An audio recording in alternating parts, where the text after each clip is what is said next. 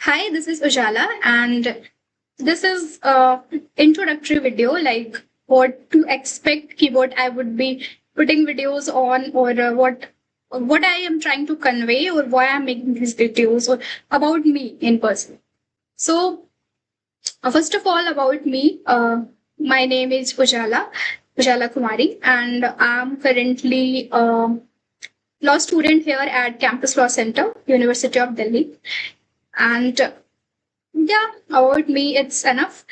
But talking about why I'm making these videos, so I have spent here now like 2 years. Yeah, I can say around 2 years here studying law in my law school. And as a parte, I had this thought that while studying for the semester exams, it's always a juggle. Like it's all बहुत ही dilemma रहता है कि क्या पढ़ना है क्या नहीं पढ़ना है and all.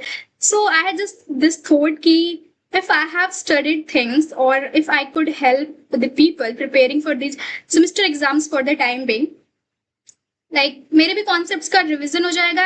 I would also get a clarity and मेरे जो जूनियर्स हैं या उनकी भी थोड़ी हेल्प हो जाएगी.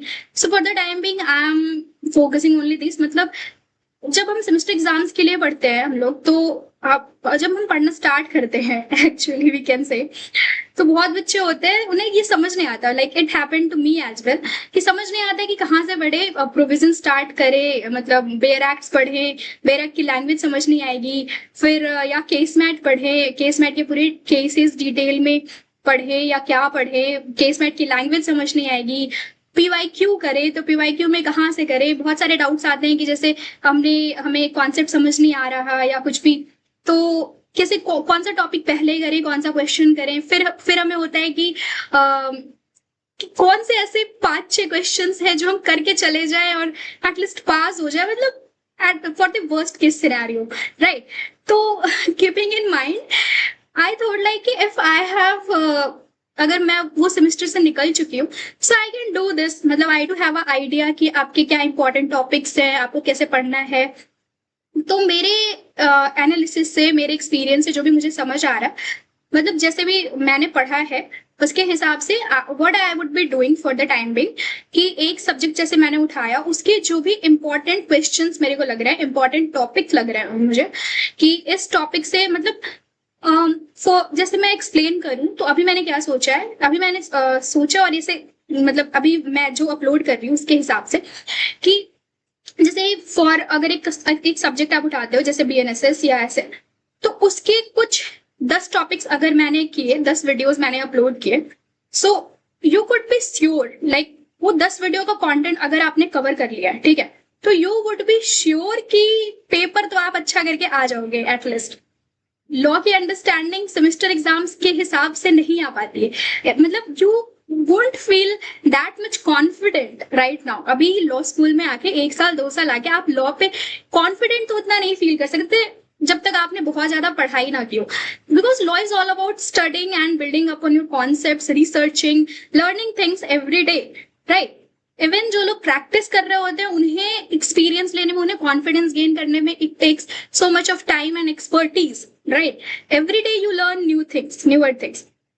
सो उस हिसाब से अभी मेरी जितनी अंडरस्टैंडिंग बनी, I am not saying that I am a expert और I am like I do have so much experience और एनीथिंग, नो. बट जितनी मैंने पढ़ाई की, जितनी मैंने पढ़ी है, जितनी मेरी समझ बनी है, उस हिसाब से आई कैन से कि हाँ, मैं सेमेस्टर एग्जाम्स के लिए मैं अच्छा करके आ सकती हूँ.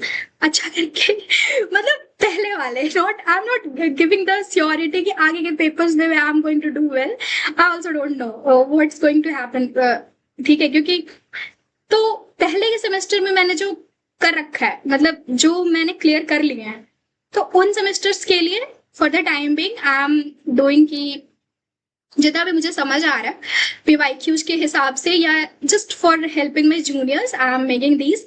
If it makes sense, if it feel helpful to you.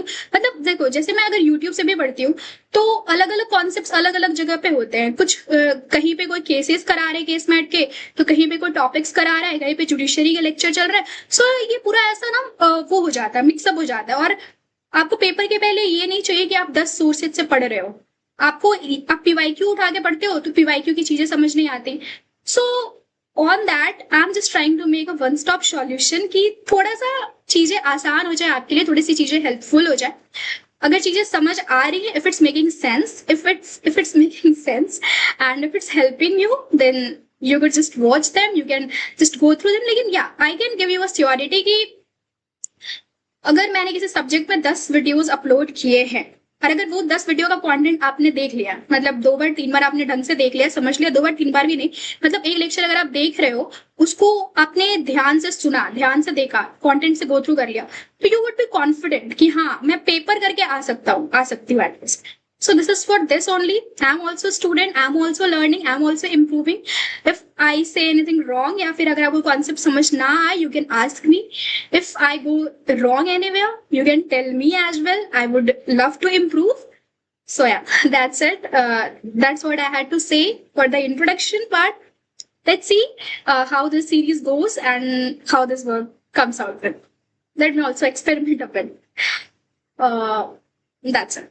Thank you.